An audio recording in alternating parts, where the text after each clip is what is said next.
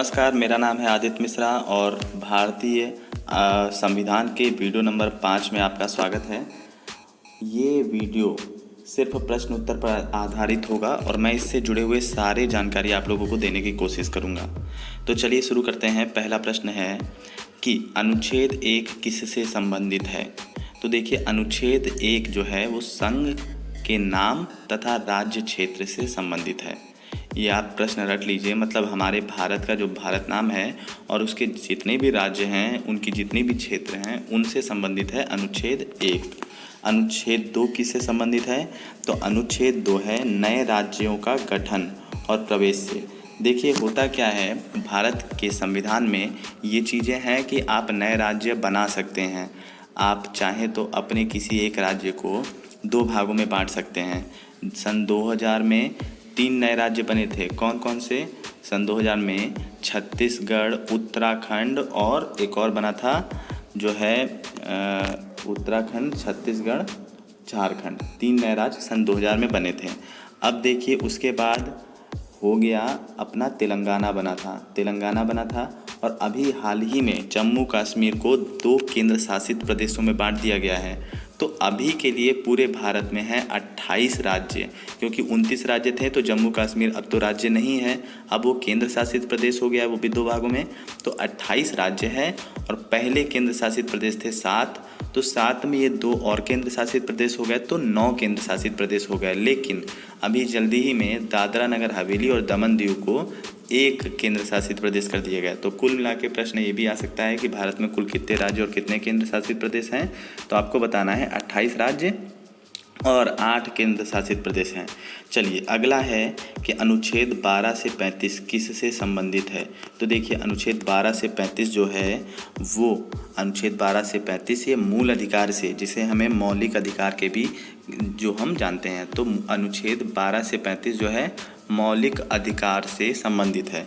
देखिए, मौलिक अधिकार जो हमारे भारत में कुल मिला के 8 मौलिक अधिकार थे, जिसमें 1 कम कर दिया गया है, यानी अब बचे हैं 7 मौलिक अधिकार। और इन 7 मौलिक अधिकारों में से किसे कम किया गया है, जो संपत्ति का अधिकार है उसको हटा दिया गया है। पहले ये संपत्ति का अधिकार अनुच्छेद 31 में था, इसको अब हटा दिया गया है और अनुच्छेद 31 को अब जो है हमारे कानूनी अधिकार करके अनुच्छेद 300 क में जोड़ दिया गया है। अनुच्छेद 300 क में याद रखिए। और साथ में याद रखिए कि मौलिक अधिकार में से संपत्ति का अधिकार कब हटाया गया।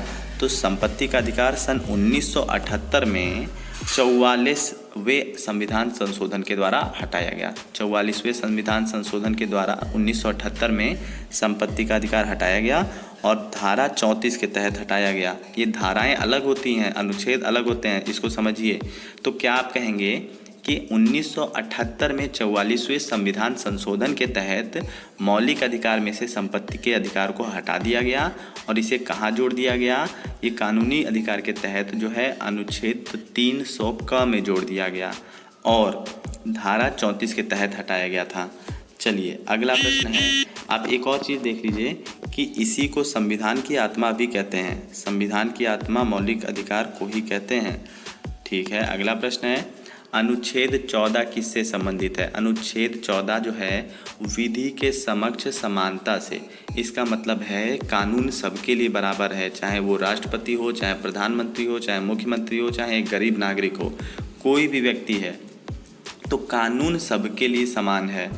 चाहे कितना भी बड़ा व्यक्ति हो, चाहे कोई भी सजा का पात्र हो, उसके लिए कानून भेदभाव नहीं करेगी।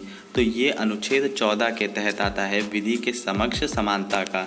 लिंग, धर्म, जाति, नाम, संप्रदाय, जन्म स्थान, किसी भी आधार पर किसी के समक्ष कानून में भेदभाव नहीं किया जा सकता है। चलिए, अगला प्रश्न है, आप एक बहुत इम्पॉर्टेंट है, अनुच्छेद 24 किससे संबंधित है। आप लोग इसे कमेंट बॉक्स में लिखिए। चलिए, अगला बताता हूँ, अनुच्छेद 17 किससे संबंधित है। तो अनुच्छेद 17 जो है अस्पृश्यता का अंत से संबंधित है, यानी कि जितने भी लोग हैं भारत में रहने वाले, वो किसी से भी लिंग, धर्म, जाति, संप्रदाय, जन्म स्थान या भाषा के आधार पर किसी से भी जो है छुआछूत भेदभाव नहीं कर सकते हैं। तो छुआछूत की भावना को खत्म किया गया है अनुच्छेद 17 के तहत। फिर अनुच्छेद 19 के भाग 1 का क, ये है प्रेस की स्वतंत्रता के तहत, मतलब प्रेस को आज़ादी है, कहीं पर भी कोई भी घटना हो जहाँ पर आम नागरिक नहीं जा सकते हैं वहाँ पर प्रेस जा सकता है। यहाँ तक कि प्रेस की स्वतंत्रता किसी भी ऐसे इलाके में भी है जहाँ पर लड़ाई चल रहा हो, युद्ध चल रहा हो, जबकि आम नागरिकों को जाने की अनुमति नहीं होती है। तो अनुच्छेद 19 का भाग 1 का संबंधित है प्रेस की स्वतंत्रता से। अनुच्छेद 21 किससे संबंधित है? तो अनुच्छेद 21 है प्राण एवं दैहिक स्वतंत्रता से, मतलब आपको जीने का अधिकार है। मान लीजिए कि भारत में कोई भी व्यक्ति है, वो चाहे जितना बड़ा भी गलत काम किया है तो उसको कानून के अधिकार सजा दिया जाएगा, यानी उसको जीने का पूरा अधिकार है। तो अनुच्छेद 21 के तहत हर व्यक्ति को प्राण एवं दैहिक स्वतंत्रता का अधिकार है। अनुच्छेद 23 किससे संबंधित है? तो अनुच्छेद 23 बाल श्रम प्रतिषेध से संबंधित है, यानी कि कोई भी बाल जो है वो मेहनत करता है, उसको ज़बरदस्ती काम, या फिर वो अगर देखिए बच्चा है तो उसको अगर आप कुछ भी करवाएंगे तो करेगा, लेकिन एक बच्चे का सबसे जो मौलिक अधिकार है वो है पढ़ाई करना, तो यानी शिक्षा का अधिकार उसके सबसे ज़्यादा ज़रूरी है।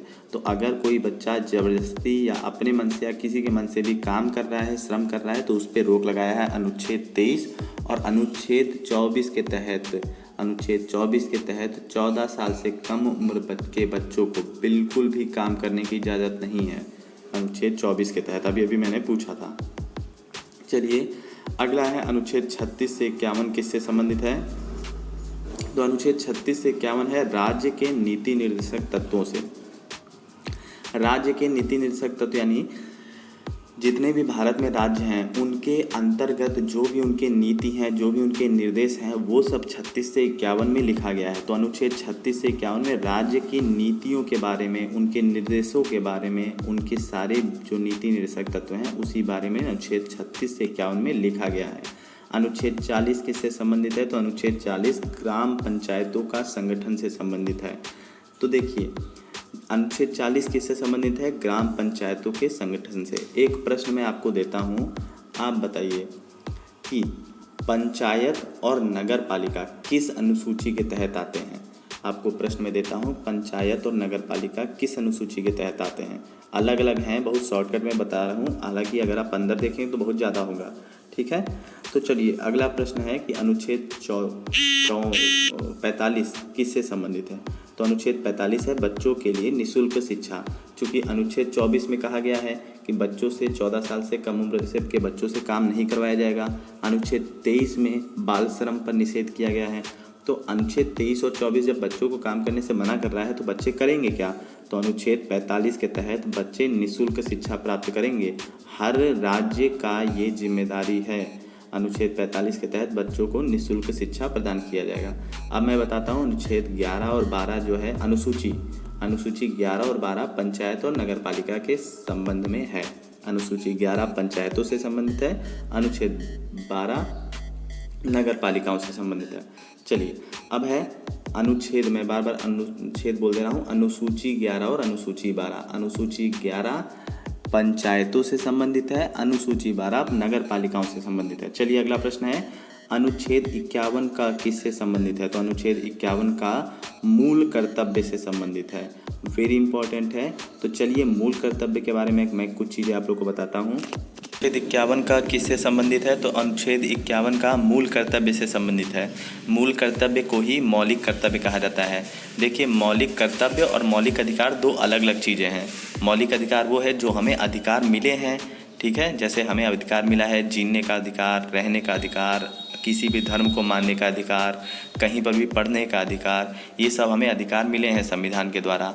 और मूल कर्तव्य क्या है? कुछ चीज़ें हैं जो हमें करनी है, जैसे हमें भारत को सम्मान देना है, अपने राष्ट्र की बुराई नहीं करनी है, तिरंगे झंडे का अपमान नहीं करना है, भारत के राष्ट्रीय गान का अपमान नहीं करना है, हमें अपने सैनिकों का अपमान नहीं करना है। तो कुछ ऐसी चीज़ें हैं जो मूल कर्तव्य हैं हमारे, जिनको हमें करना है।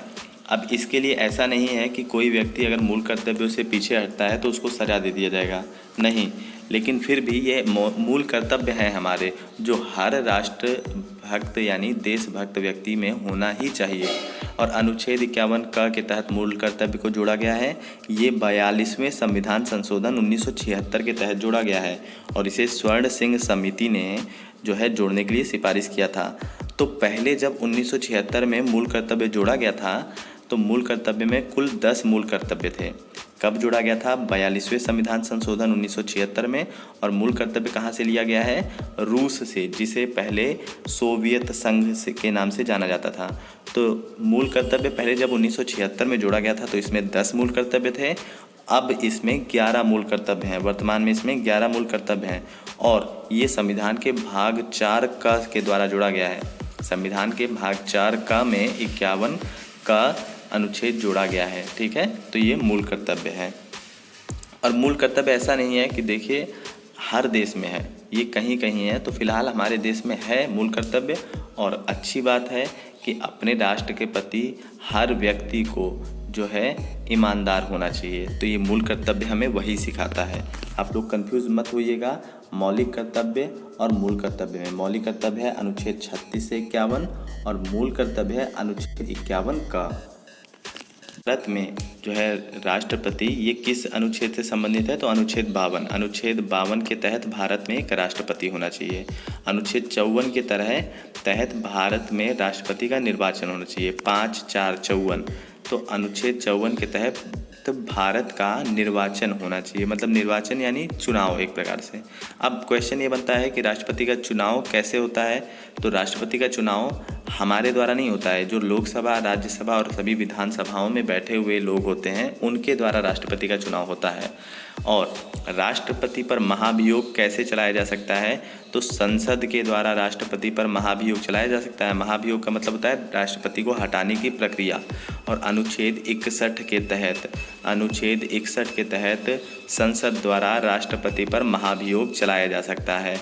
अनुच्छेद 72 के तहत राष्ट्रपति को क्षमादान की शक्ति है, यानी कि अगर कोई मान लीजिए व्यक्ति है जिसको फांसी की सज़ा हो गई है हाई कोर्ट से, फिर वो सुप्रीम कोर्ट में गया, सुप्रीम कोर्ट से भी, यानी वो हर कोर्ट से फांसी की सज़ा अगर पाया है तो ये राष्ट्रपति से अपने क्षमादान के लिए याचिका की गुहार लगा सकता है।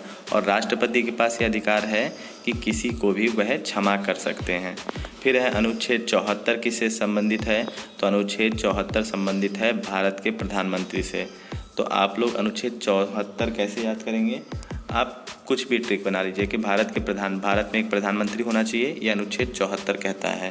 ठीक है, फिर है अनुच्छेद 79, ये संसद के गठन से संबंधित है। यानी अनुच्छेद 79 के तहत भारत में एक संसद होना चाहिए। संसद किससे मिलकर बना है? तो संसद लोकसभा, राज्यसभा तथा राष्ट्रपति से मिलकर बना है। संसद के 3 अंग हैं, लोकसभा, राज्यसभा तथा राष्ट्रपति। लोकसभा होता है निम्न सदन, राज्यसभा होता है उच्च सदन। लोकसभा होता है निम्न सदन और राज्यसभा होता है उच्च सदन। और लोकसभा में जो हम लोग वोटिंग करते हैं जब प्रधानमंत्री का चुनाव होता है तो लोकसभा में जो हमारे द्वारा चुने गए व्यक्ति लोकसभा में बैठते हैं और राज्यसभा में सभी राज्य विधान परिषदों से भेजे गए सदस्य बैठते हैं। यानी राज्यसभा का चुनाव हम लोग प्रत्यक्ष रूप से नहीं करते हैं, लेकिन लोकसभा का चुनाव हम ही लोग ही करते हैं। और लोकसभा को भंग किया जा सकता है। मान लीजिए कहीं पर मेजॉरिटी नहीं है तो लोकसभा को इस तरह तौर भंग किया जा सकता है, लेकिन राज्यसभा को भंग नहीं किया जा सकता है। राज्यसभा में हर 2 साल बाद 1/3 सदस्य रिटायर होते हैं और 1/3 नए सदस्य आते हैं। मान लीजिए कि 90 सदस्य हैं राज्यसभा में, तो 30 सदस्य हर 2 साल में रिटायर हो जाएंगे और 30 नए आ जाएंगे।